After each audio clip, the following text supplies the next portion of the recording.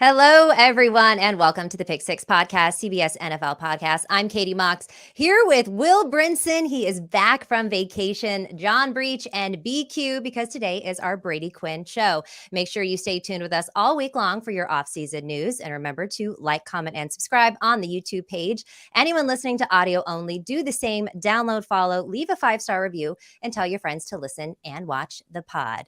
Brinson, it's good to see you. If you're wondering why we're 10 minutes late, Brinson had a flurry of issues today logging in. I even showed up early and thought that I would have enough time. I was like, oh, I have 3 minutes until the podcast starts. I can get rebooted. And then a flurry of inane technical mishaps occurred, causing me to provide excuses upon my eventual return 5 minutes into whatever. Yeah, the one way we know that Brinson was early was because if you just look at his hair, clearly any effort into trying to maintain that mop, all that hair on the top of his head. So my hair is looking pretty choice right now. I think I might not cut it for a while. You shouldn't. I mean, you're like a chia pet at this point. Just let it grow, baby. Oh yeah. And I will say I put 10 cents in the Brinson's latest jar, which now has $712 in it. That's $10 billion. Donate to charity. I don't care what we do with it, but it's there.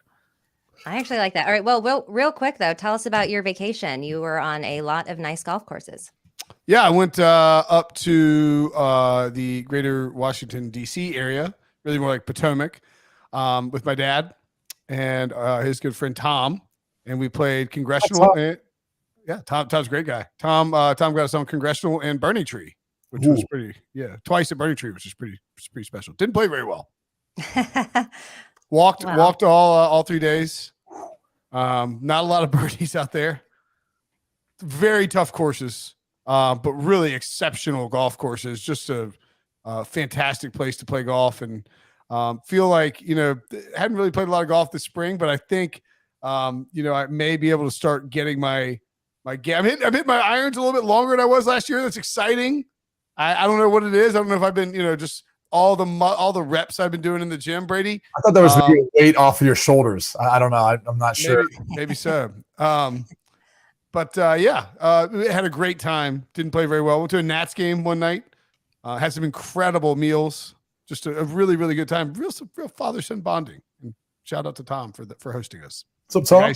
The guy's family. Great people. Great people. All right. Well, we're happy to have you back, the Brinstigator. I've changed your nickname from Brinsinator to Brinstigator. Let's talk NFL. Pretty exciting news this week. They are releasing the schedule on Thursday, May 11th at 8 p.m. Eastern. They previously announced that the Bills, Titans, Jags, Chiefs, Patriots will all host international games this season. But the real exciting thing is the next season will feature 14 playoff rematches from last year, including a reprise of the Super Bowl between the loser Eagles and the champion Chiefs. So what matchup are you most excited to see here? I'll start with you, Brady. I mean, it'd have to be a Super Bowl rematch, right? Like that's one of the more intriguing ones. I am curious though, like you kind of have a bunch in the AFC. I'm not sure which one I want to pick from, but maybe I'll start off with Cincinnati versus the Chiefs. Like that's just like a growing rivalry where maybe we're talking about and looking at that as like a Brady versus Manning when we look back one day on all of it. So that's another one that I think besides the obvious of the Super Bowl rematch, I'm looking forward to as well. I'm not so sure what's going to happen with the Bills this year. I'm kind of curious to see if they've maybe hit their ceiling.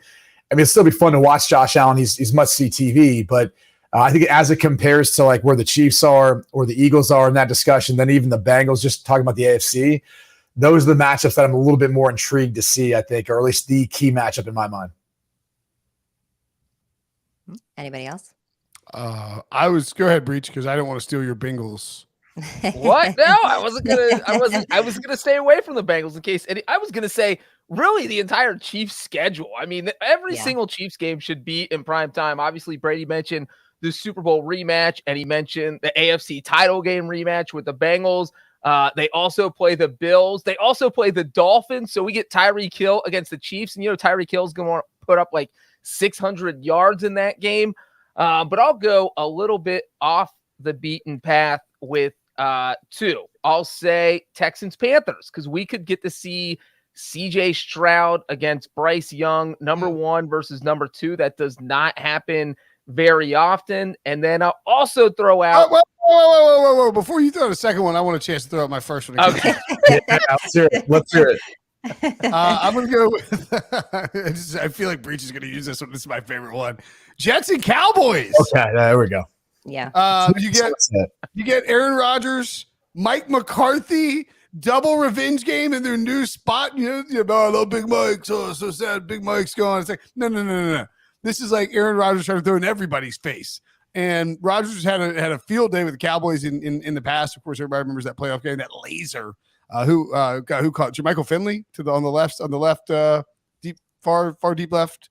Definitely a tight end. It was a tight end. I swear it was Finley, but it could have been. It wasn't Tanyan. Wasn't I think it was Finley. Anywho, this is a huge matchup. Like, both teams have very high expectations, and it's an away game. It's at Dallas, which means it's possibly on Thanksgiving, which would be exciting. And then I think you really throw out any of the other. So the Christmas games, and we'll get to that. We'll get to Roger Goodell stealing baby Jesus' little heart. But do the Christmas games and the Thanksgiving games, those count as prime time, right? Like when we do it's 5 max, right, Breech?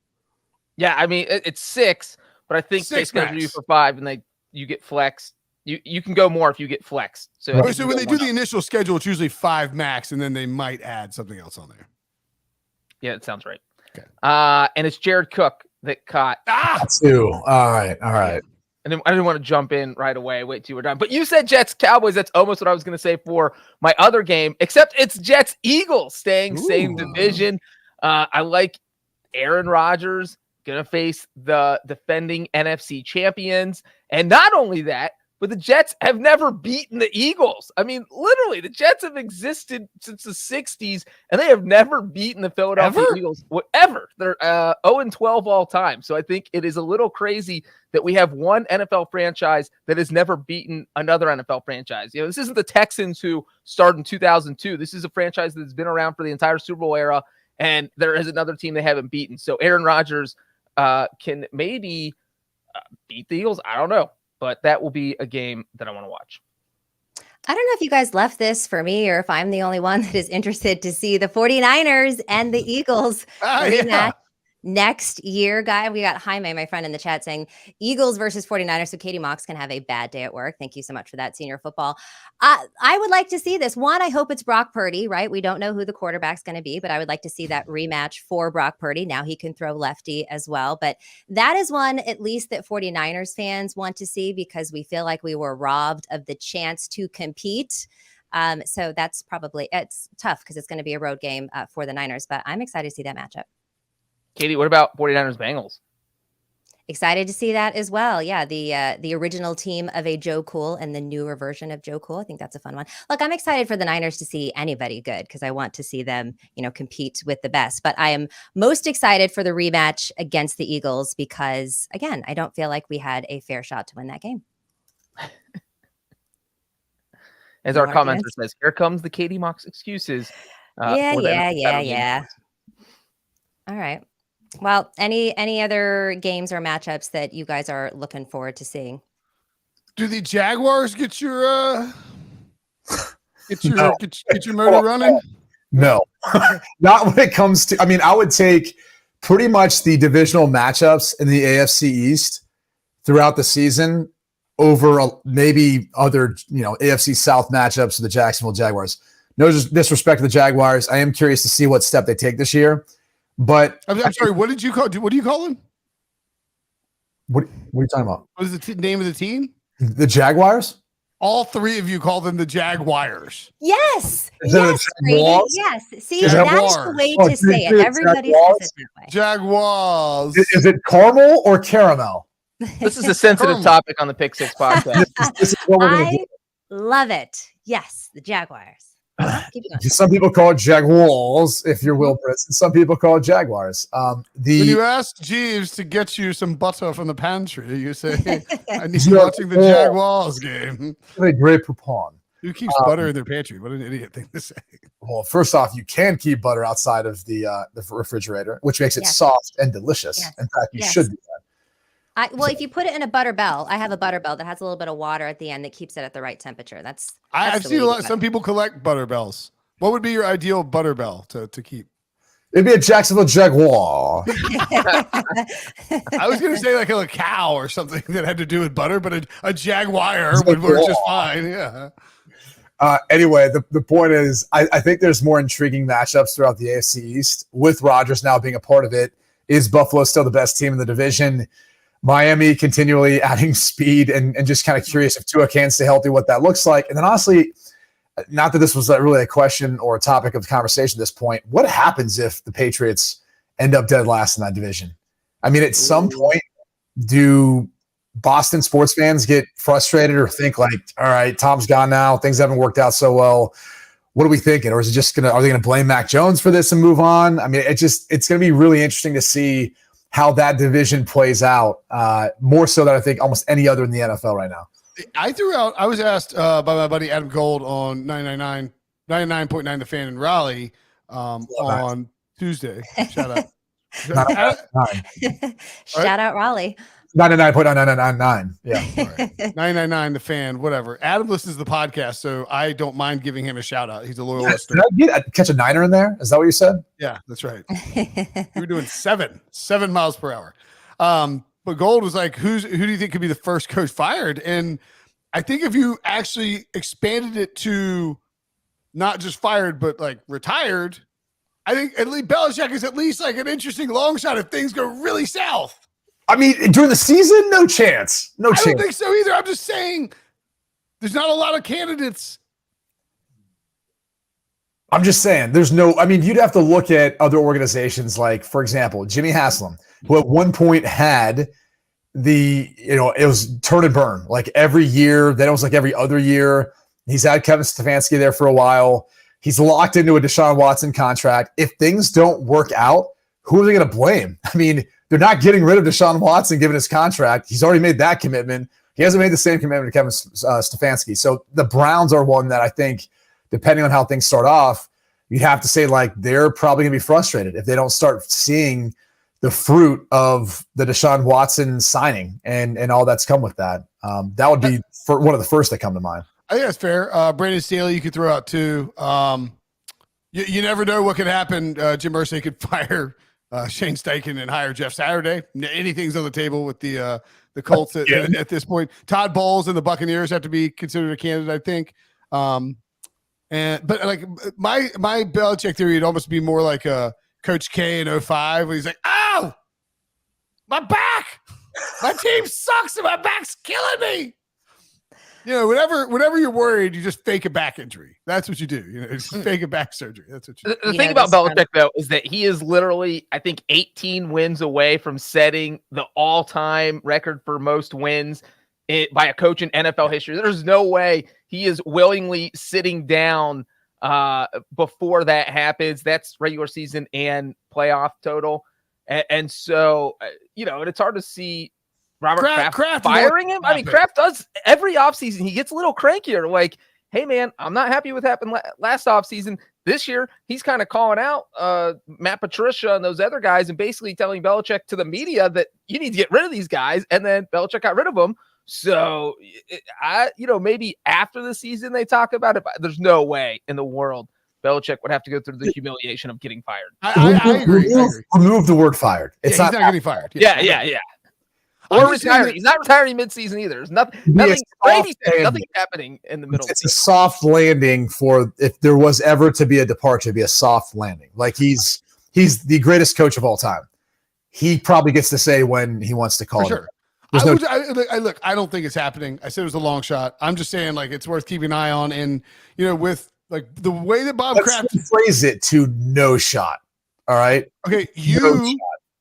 It's not really any different than you being like, our Patriots fans going to start rumbling and grumbling about, because they're already there, man. They're already sick of Belichick. They're tired. They think he's washed. I have not heard. I would not say that. I've visited. Alex Sullivan basically said it on this podcast. No, come on. I don't think he said he's washed. No one is saying that Belichick is washed. No one is saying that. You just said that. I said Patriots fans are suggesting that. Not that I'm saying that. Okay, I was just in Boston. I didn't hear one Patriots fan say this. What were you doing in Boston? I was going to school. We were visiting some family. That's Oh, cool. that's nice. I can see you being like a big Boston guy with your Irish. I love Boston. It's a great city. It's Did you have some chowder? I And a did lobster roll? have any New England clam chowder. The amount of accents that we've had in a short 15 minutes on this show. So we've I'd love kind to of go hit back on on vacation senior football. That sounds great. okay. The Patriots being maybe not that intriguing. What's another team that you find just completely unintriguing or not very intriguing coming up the season? Is it the Rams? Possibly the Arizona Cardinals? Who are you just not looking forward to watching as much? I think the Cardinals are that team, right? I don't want to see the Cardinals on my TV once this year. It's no disrespect, by the way. I would be the first person to call an Arizona Cardinals game if a network gave me the opportunity. So I'll just start there. Mhm. But I don't know that there's a lot of excitement for where that team is at this point. You've heard players this offseason say, hey, I want to get out of here, right? It's kind of, I'll be kind of curious to see what happens throughout the course of this offseason before if they just kind of look to rebuild. But I was going to list off another team that I'm really intrigued to see how it all works out, and that's the Baltimore Ravens with Lamar Jackson. Oh, yeah. It's a new look offense. Todd Munkin's the OC. You got Odell there now. Zay Flowers is going to be like the second coming, I think, of Antonio Brown on the field as far as how he runs. Antonio Brown's a Hall of Famer on the field, dude. Yeah, and I think Zay Flowers has the same type of route running ability and all that. Wow. You watch him in and out of cuts. You watch his breaks. He's got the ability to be that. Aguilar's there now too. It's really going to look different, I think, than it has in the past. I don't know if they're just going to hang their hat on Lamar running the football, kind of ground and pound with a bigger offensive line. I think there's going to be some creativity involved in the passing game. So that's a team that I'm really intrigued by. I'm glad the drama's over and he got his contract and he got paid. And I cannot wait to see if they'll continue to, still stay atop of the AFC North there with Cincinnati. I'll throw out, look, this is sort of this could be like Brinson's got vacation brain going, but I think there's a decent chance that like by midway through the season, I'm no longer intrigued by the New York Jets. Oh, Like, are you predicting good or the bad? New York? Like, I'm very intrigued to see them to begin with because it's Aaron Rodgers in a new spot. But you know what? Brett Favre was intriguing for the first half of the season too, and then it was like the Jets just absolutely cratered. Now he got hurt. Oh, old quarterback can't get hurt. No, that's not the point. Like, how many years removed was Brett Favre from his MVP season versus Rodgers? And by the way, it wasn't like that last season. He took the Vikings to the NFC title game the next year. He got hurt mid-season. That was Jets were 8-3 at one point in 2008. I mean, they were a captivating team all year. Answer the question. And by the way, Breech, who are you pointing at? Brinson's the one that said that. I'm pointing at Brinson. But I'm asking you, like I'm agreeing with you, Brady. Towards the end there, it was like, all right, he wasn't playing at the same level as Aaron Rodgers. Like, I'm just saying, look, I'm just saying that last year, this time, someone on this podcast would have said the Denver Broncos. And that person would have regretted their call 3 weeks into the season when the Broncos stunk up the joint and that the entire Russell Wilson, Nathaniel Hackett experiment exploded in everybody's faces. I'm not saying that's going to happen, just saying there's no guarantee in the NFL. And I think it's possible the Jets, we could be like, oh my God, I've got to watch Zach Wilson and a hurt Aaron Rodgers wing it all around the field for 4 more primetime games. It's only week 4. Like, It's not that crazy. So you're basically wishing an injury upon Aaron Rodgers. No, I'm just saying that everyone's like, well, the Jets are going to the AFC title game and the division is theirs. Not so fast, my friend. So, Brinson, you're saying that the Jets can be this season's Broncos, where there's a bunch of primetime games that we are forced to watch. Remove my name as a part of this, all right? I've already done Brady Quinn, Colin. My optimism for the Jets this season, okay? And Aaron Rodgers has everything to do with it. And if I'm wrong, I will admit to that. But I'll say this much. I was not wrong about the Jets last year. I don't care what anyone says. And again, I'm not saying that this is going to happen. I'm just saying that, look, I'm feeling frisky today, little going outside the box a little bit, fresh back from vacation. By the way, another team that I'm like kind of sneaky intrigued by. Wait, before you get to your second team. It's not your team, I promise. Go Breech, cut him off. Go Breech. I was gonna say the Falcons just because was the Falcons. Thanks. Brinson. What's Brinstigator? No, I'm just kidding. It wasn't the Falcons. No, I just think the Falcons, like they added Bijan Robinson. They've got, as we all know, I have a massive crush on. They just got like kind of a little bit of something where they could steal that division and be a team that gets blown out in the wild card, hosting a wild card game. Show. All right, Breech, what were you going to say? And the Falcons could be fun to watch because they run it 80 times a game. Their games are going to last 90 minutes. So boom, it's over when the other games are just getting to halftime. And you know what? Since Brinson made fun of me for pointing out the Broncos would be an intriguing team last season, I'm right back on the Broncos train. I think they'll be an intriguing team this season. Look, it's not just Russell Wilson. They have Sean Payton now. This team could be better. I think if you're talking about teams that are most mysterious, that could go anywhere from Super Bowl contender to worst record in the NFL, there are not many teams that could fall on either side of that. The Broncos are absolutely one of them, because if Russell Wilson's terrible, they might only win 4 or 5 games. But if Sean Payton fixes him, that team feels like a wild card contender at the minimum, and maybe a team that's contending for the AFC West title. First off, let me defend Breech by saying I was right there with him in regards to my intrigue about the Denver Broncos and thinking they could be a wild card playoff team. So I was dead wrong about that last year, and so be it. You know, it ended up being what I think some would describe as a disaster. I think Will Brinson's used those words before. But it's new year, new Denver Broncos team. I'm like Breech, man. I'm really excited to see what they will be. I think the other team that I'm excited to see is what happens in the NFC North. I mean, I know the Detroit Lions, last time I checked, were the betting favorite to win it. I think you're sleeping on Minnesota somehow. But, I mean, think about it. If their defense, really either the Lions or the Vikings, is any better than last year, it's going to be really, really competitive to see how that whole thing plays out. But for so many years, we kind of just, I mean, Pete Prisco in particular would just say, hey, Aaron Rodgers, the Green Bay Packers, that's who's going to win it. You don't have to look anywhere else. That's a really good Pete. He picked him every year. He's like, I do the same thing every year. I pick the Packers. What do you want? They're the best quarterback in the game. Packers and Patriots. My Super Bowl pick for the 53rd year in a row. Pete Prisco. Forever. And then once Tom left New England, then it was, all right, it's the Packers versus the Chiefs every year. Packers and Chiefs, the 2 best quarterbacks. That's who it's going to be. They're going to be scored out of a Super Bowl. Every single year he's done it. Now, so by the way, does this mean that you and Breech are, if you're both back in the Broncos, does that mean you guys are in the Mile High Club together? You're back in the Broncos? That's just creepy, Brinson. But also none of your business. Oh, it's a club of guys who are back in a team that plays at Mile High. What's weird no, we are here. We're 2 guys with truck nuts on the back of our truck, and we're just driving right over you, all right, at Mile High, and the truck nuts are just they're hitting you on the way. Joe Musso is here on behalf of Pete, everybody, sticking up for Pete Prisco. I do think for a social clip, everybody should do their best Pete Prisco impression, and we'll let the people vote. Should we give Musso's Bears a shout out here for intriguing to watch? Because Yes, I mean, they do a lot of stuff. I mean, I think I would also throw the Jaguars. It goes back to the NFC North. Like I think that's one of the most, next to the AFC East, at least in the NFC, the most interesting division. It's crazy that it's understandable that the Vikings are not the favorite because they got really lucky last year. But I think if you look at totality of the roster, the Vikings are still the better team.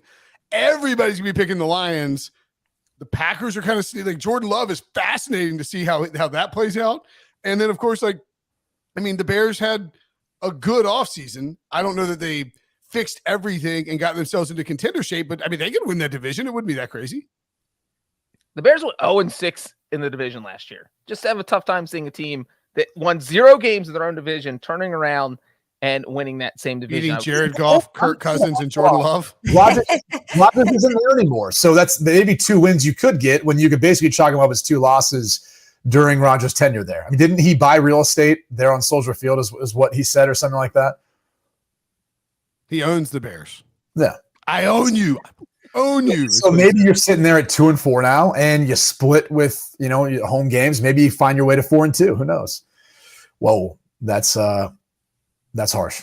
All right. On that note, let's take a very quick break here before we get out. The UEFA Champions League on Paramount Plus is down to the final 4 teams and 2 epic semifinal matchups. Karim Benzema and defending champs Real Madrid take on Erling Haaland and the tournament favorite Manchester City in a rematch of last year's thrilling semifinal. Plus, it's a clash of Italian titans as Inter squares off against AC Milan and a battle for City bragging rights. Find out which clubs will reach the ultimate goal in soccer's greatest yearly competition. Stream every Champions League semifinal match live exclusively on Paramount Plus. Try it free at paramountplus.com/live sports. You're watching Pick 6. We'll be right back.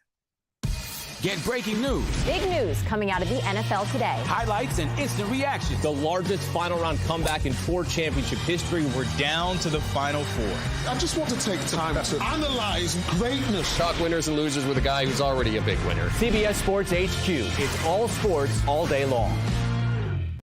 Welcome back to the Pick 6 podcast. If you're not following us on social, make sure you do that now at Pick 6 Pod across all social media platforms. Brinson, did you want to say something before the break?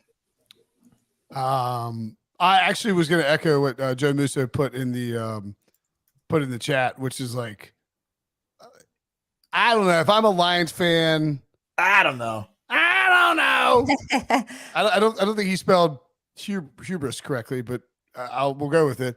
Yeah, Musso. I can't remember where he got his education from. I'm sure it was somewhere. Okay, there will be no Joe Musso slander on this. No, I love Musso. The point being is that Lions fans and Jaguar fans are feeling themselves, and maybe, like, let's ease into this season without having massive expectations. Because, buddy, let me tell you what: when you're a middling team that thinks it's going to be good, whatever side the NC State helmet's on, like, buddy. Yeah. Musso's got 2 degrees. Yeah. I went to school long enough to be a doctor too, Musso. Every time you say that, I think about when you tried to do that joke on HQ and there was a little bit of delay, and Hakeem and I had no idea what you were talking about. It just didn't land. Fell flat with my dad too. Falls flat with my dad too. He doesn't think it's very funny either. All right, moving on here. The Commanders tampering with Luck. The Colts asked the NFL to investigate possible tampering by the Commanders with Luck. Reports saying they called the retired quarterback to play with their franchise. This seems a little crazy to me, but Brady, what does this mean for the Commanders and their new ownership going forward? Interesting headline. And you could make the case that the Commanders tampered with goodwill. They've tampered with, a lot of things. You could make the case they danced around a lot of issues. So we're referring to the previous NFL quarterback, Andrew Luck, in this case. So we should be very specific about this headline. But I find this really with, lots of things. Karma? I mean, what else would have been there? Like, they've tampered Andrew with a lot Luck. of things. Tampered with some light. I would say this. This is odd to me. It's like peak after the draft, before OTA's minicamp stuff really gets started, that you start to see a story like this create headlines. And the reason being is, okay, let's just play out this hypothetical that the Commanders were trying to get a hold of Andrew Luck to gauge his interest. For starters, unless they reached out to him directly, and they maybe went to a third party, which, let's just play it out like this. So someone reaches out to someone who happens to know Andrew Luck as well. Hey, what's Andrew up to? Oh, he's with his family doing this, doing that, other different ventures. And hey, is he done playing, or would he want to come back? We kind of need a quarterback like that. That would make some sense. That's not tampering. And just because that person knows, and maybe they reached out and they're like, oh, I wonder if Andrew's actually done or all that. It's gonna be really hard to prove that. And even if they could prove that there was tampering involved from the Washington Commanders, I don't really get the point, because if the Colts want him, he's under contract with them. He would have to come back to Jim Irsay and the Colts to either play or be able to work something out where he gets traded then to the team that he would want to go play for, if he didn't want to play for the Colts. So the whole thing's a bit bizarre. I think there's this is being blown completely out of proportion. And I'm not sure if this is the Colts hoping for some compensatory picks, kind of like we saw between the Cardinals and the Eagles, the second day of the draft. They're just oh, by the way, there's some tampering and we just swap picks. We're good. It was 5 minutes before the first day of the draft. Don't look here. Look that way. Look that way. I'm what are you doing? Is that what Indianapolis is trying to do here? Just because someone talked to someone, they heard They heard it from the grapevine. Mercy cover band song. Like, what are we doing? I got a couple of beefs with this. One, Jim Irsay, shouldn't you be spending your time not mangling the band's classic songs like The Wait or Don't Do It or Up on Cripple Creek or any of the other songs that you thought the Jim Irsay band should be playing when they certainly should not be playing? Two, the Colts really shouldn't be complaining about anything relating to Andrew Luck because he's never going to play football again because they ruined his career by not giving him an offensive line and letting Ryan Grigson allow him to have shattered, punctured lungs and destroyed ribs and all kinds of different things. And then three, the Washington Football Commanders did this last year. John Keim wrote the same thing last year talking about how they were like, oh, could Andrew Luck be interested in playing again? Just move on, Jimbo, and go do something more productive, like not mangle the band. The thing, though, is that it does seem slightly believable. I mean, Brady used the perfect word, calling this just a bizarre situation, but that literally describes everything under Dan Snyder since he bought the team. So it's completely believable that Dan Snyder told it, general manager or someone on the coaching staff that, I want Andrew Luck. You need to go get Andrew Luck. And they're probably thinking, hey, buddy, the last thing we need is our quarterback is a guy who literally has not played football for 3 years. That's actually a step back from what we have. And Dan Snyder's like, no, let's do this. This is who I want. Call him. I don't care if it's tampering. And for Irsay, he does not get along with Dan Snyder. We saw this last October when he was saying at the owners' meetings, hey, there's definitely some merit to voting him out. He was the only one chatting when Roger Goodell said, hey, let's not talk about this out in the public. Irsay's out there just squawking away, willing to say whatever he wants to about Snyder. And if that would be kind of Irsay's giant middle finger is getting the Commanders to lose some draft picks because they tampered with Luck, I'm sure Irsay would love to do that on Snyder's way out if he sells the team. So, I mean, all of it's believable, but as you guys said, it doesn't really matter. Nothing's going to materialize. Likely no one gets punished. Andrew Luck's not returning to football. So it's all just a big fun headline. That's about it. Isn't it kind of silly that I understand why this is the case because you don't want somebody to retire and then there's like, got him. And like, Tom Brady leaves and goes to a different team. But like at this point, shouldn't Andrew Luck just be kind of free to play wherever he wants if he wanted to come back? Hasn't it been long enough? Like, so you're saying there should be like a statute of limitations on contracts. So like, hey, I'm just going to retire at, what did you retire on, 30 years old, I believe? Yeah, that checks out. And then Saturday night, I know because we had to do an emergency podcast. In August. We were a little loose. Right before the last preseason game. Save your complaints for someone who cares. As Lou Holtz once said. No, it wasn't a complaint. It was a delightful emergency podcast. He retired. 90% of the people, hold on. 90% of the people out there do not care about your problems. The other 10% are glad you have them. So just remember that when you move forward in life. I would say a more substantial percentage of the people listening to this podcast remember that emergency podcast. Luck now 33, will turn 34 in September. Well, to Brinson, to your point real quick, though, that shouldn't he be free to sign with whoever he wants if he did want to return? Why does his contract toll? I will say in Luck's case, it does make sense because he got a $25 million signing bonus, and the Colts could have gone after that when he retired. But Jim Irsay was like, no, man, you can keep the whole thing. So I do think that the Colts absolutely, in this specific situation, should still own Andrew Luck's NFL rights. What if Andrew Luck unretired? Would it just completely bang the Colts in salary cap space? Like, what would it? I mean, it probably wouldn't be a good thing, and they may have to make some tough decisions. I think the tougher decision is: do you just let then Anthony Richardson sit for a year, and then Andrew Luck comes back, even though he's taken 3 years off? I mean, he was on a path, I think, to be potentially a Hall of Famer. No doubt about it. And that now you look at like, well, you're kind of already moving on in that respect. But again, this is peak between the draft, between OTAs and minicamp, where we don't have as much to talk about.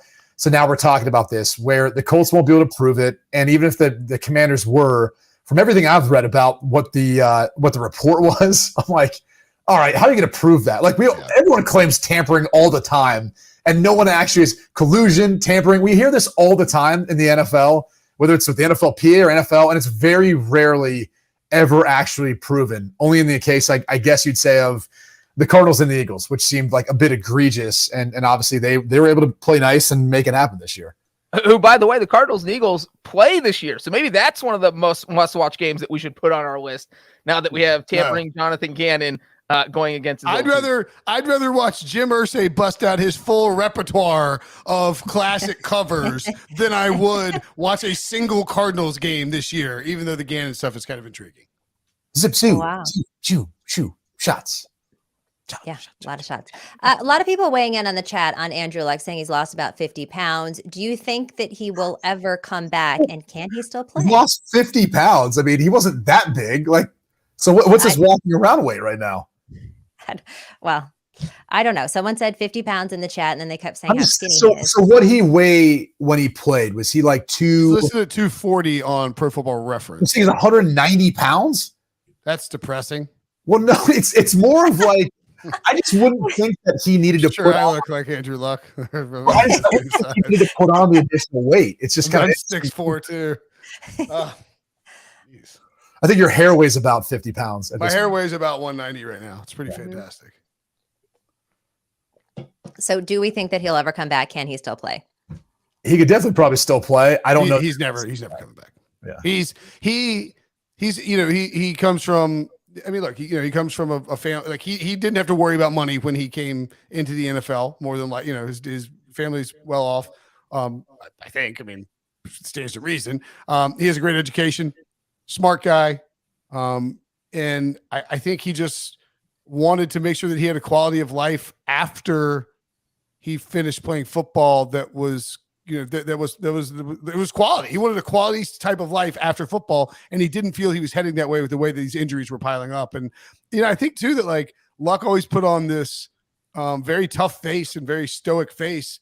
And, you kind of hear about some of the stuff and like, the injuries and how it was going down. It weighed on him. Like, it's easy. Oh, big tough quarterback guys out there putting on this face. I'm a big brave man. No one can scare me. But you know what? Deep down, we all have to battle with our inner demons, Brady Quinn. And sometimes, oh my, that guy ain't playing professional football anymore. That guy is. It could be 50 pounds, actually, looking at him here. You look like you could jam him in a carry-on bag and like sneak him past the Delta agents. That's how much he weighs. Wow. Dude, you were on one today. I don't know. 50 pounds seems like a lot. Like that number's inflated one way or another. Because again, he didn't seem like the type of person that needed to pack on weight to get to 240. It seemed like that was closer to probably his walking around weight. But I don't know. He looks like a cartoon remake of like Tombstone or something. He's like, and that's when the horse took off. It's just like, you can tell what he's doing here. All right. Well, we are going to get our luck in the next segment here and take a quick break. You're watching Pick Six. We'll be right back.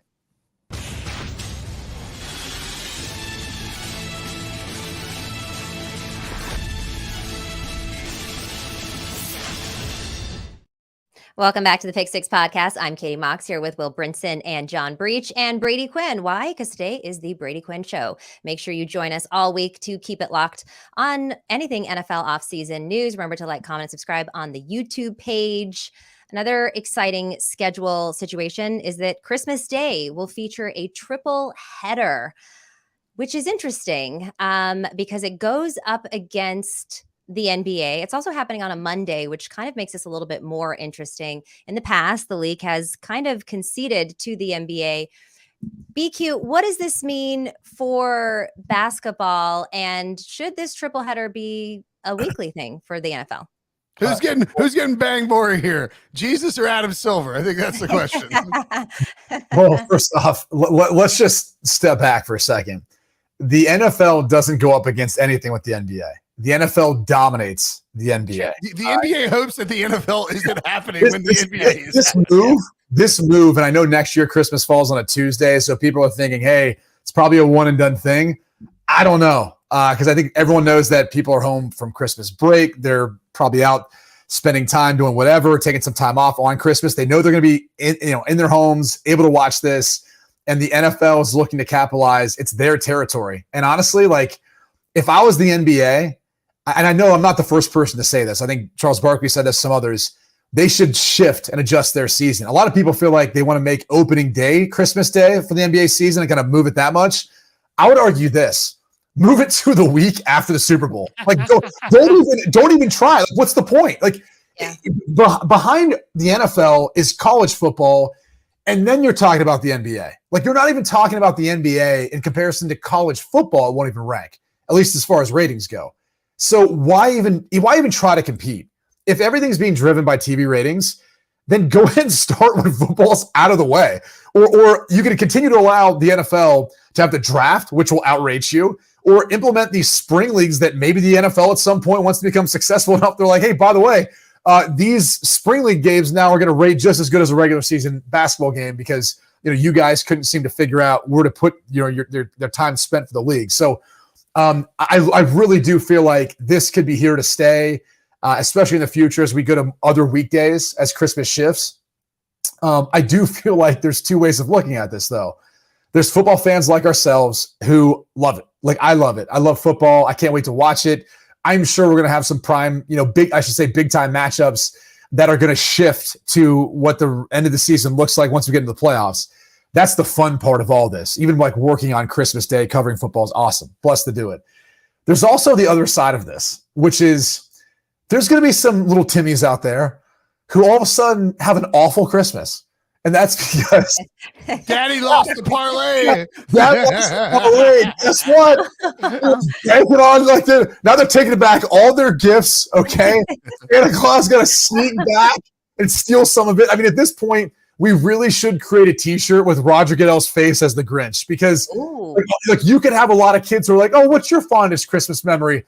I don't know. The Lions lost again with a shot to go into the playoffs. Here we go. Like, Dad flipped out. He broke our TV. Now I can't play video games. Like, Roger Goodell ruined my Christmas. Like, that's where this could possibly go. Like, I definitely see the upside of this, especially stomping out the NBA from having, like, any part of the conversation. But I feel bad for little Timmy and Sally because Dad threw too many parlays on the triple header and ruined Christmas. Dad, when are we opening presents? Depends on the Packers game, son.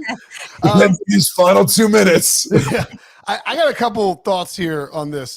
One, I understand if it's a Monday, if Christmas is a Monday, you have all the Sunday games. It annoys me. I say this like I'm not, it annoys me that now they've just been like, nah, F it. We're going to have a Sunday night game on Christmas Eve anyway. When in years past, they would just do the afternoon games. And then, I guess I'm like, oh, because I got to get to church. I don't mind watching the Sunday night game. I'm just saying that, like, from that perspective, it's a little, it kind of flies in the face of, why we have 1:00 NFL games on Sundays because, it's a Southern thing so people can get back from church. I just think the NFL is basically blurring that line completely at this point. If it's on a Monday, I understand it. Maybe load up the schedule a little bit more. I don't like the idea of, okay, Sunday games on the 28th or Sunday games on the 21st. And then like 3 NFL games on Friday or Christmas Day or whatever it is. Having said that, most of my angst about this isn't really about Roger Goodell slapping baby Jesus in the face repeatedly, scheduling these 3 games over and over again. Most of my angst is about, oh my God, do I have to do, no offense, this stupid podcast on Christmas night after watching 3 games and staying instead of enjoying some of the not a football guy. Just admit it now. Hashtag not a football guy. I'm saying I've been doing some of us don't mind the ability to be able to work and follow football. What I want to do is casually watch. You're muted, Breech, but good try. You're not going for the grind, Brinson. What I want to do is casually watch these games with my family and enjoy them because I love football without having the specter of work looming over top of it. And I find it very look, my mom, retired minister, really, really bothered by the NFL's football is family slogan, which, I mean, come on, it's total BS. Like, football is your family, Brinson. You're missing how it's actually supposed to be. Football is your family. Football is your family. Football is my family. That's correct. The only family I have is football. My point just being is that, like, it just feels a little, they're like trying to be like, snuggle up at Christmas. The final thing I'll say is this. What they need to do for these Christmas games, if they're going to do it, and I realize they won't do this because they want to spread the love, spread the Christmas cheer. all three. They should do just like they do Thanksgiving. Lock in 2 or 3 home teams and make it be somewhere like Green Bay or Buffalo where we're going to get snow. Like 70% of the time. You hope you're going to get snow. But then, because like you give me snow Christmas games and I'm not going to say a word. I won't say boo about these games. Put the snow on my TV and I'm in. Here's only one issue with that before Breech goes. You do have domes like Minnesota where you're not going to get snow at least inside for the game. Don't pick the team with a dome. However, if you stop talking, Will. Ooh, I like this. I like where you're going. Have you seen what they do inside? They actually shoot off snow. They shoot off. They do that normally. That's part of their warm-up, their intro. So you could have some really badass effects for some of the dome teams where you do have a little bit of that look to it. I know it's not like CGI. It's legit. Like I've been there. Fake snow. It's fake snow. It's awesome. They do it before every game, or at least I guess later in the season maybe. I don't know if they do it in summertime or like the beginning. That would be a little odd. But still, it's badass. It's one of the cooler like intros to a team coming in the stadium. So how about fake snow in Miami? Just like blitzkrieging. No one's believing it, Brinson. No one's believing it. You know what I'll say? I'm glad that Brady mentioned all the poor Timmies and Susies out there will have their Christmases ruined because that kind of happened to me. Let's see. The very first regular season game ever played on Christmas came in 1989. It was the Bengals and the Vikings. And my parents sat us down on December 20th or something and said, hey, we're doing Christmas. Santa's coming to our house early because daddy's got to go play football on December 25th. And from there, you can do the math in your head. And Christmas was ruined from then on out because the Bengals played the Vikings on Christmas in 1989. Who was the commission in 89? Tagliabue? Pete Rozelle, I think. Pete Rozelle destroyed Christmas forever for little Johnny Breech. So he's the original Grinch is what you're saying. Now, I'm telling you right now. Original Grinch. Everyone has the T-shirt, that Barstool mail. Forget that. They need to create one with Goodell with a green face now and a little Grinch cap or a little Santa Claus hat. That would be the look right now. But that being said, I'm like Brady. I'm a huge fan of Christmas football. If they want to make a quadruple header on Christmas, I will watch all 4 games. If they put the Bengals on Christmas, I will do my best to go to the game. I want all the Christmas football that the NFL can throw at us. I have no issue with it. I do think the triple header is here to stay. And as our Christmas correspondent expert here, Christmas is actually on Wednesday next year. I know Brady mentioned it was Tuesday, but 2024 is a leap year. So we're skipping one day. And I think they'll figure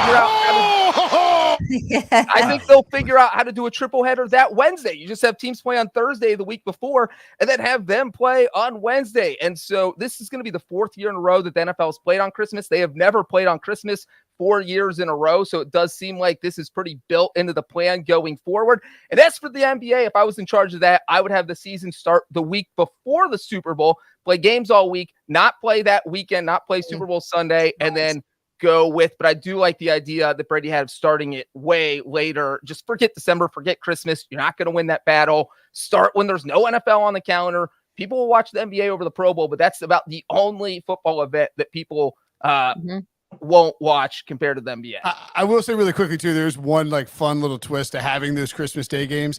Remember in 2020 when Alvin Kamara and the Saints played the Vikings and Kamara ran for 6 rushing touchdowns? That was the fantasy football finals week. And like you're probably in close proximity to someone. Like I think I might have been playing my dad and he's just like, go back to your room. You're grounded.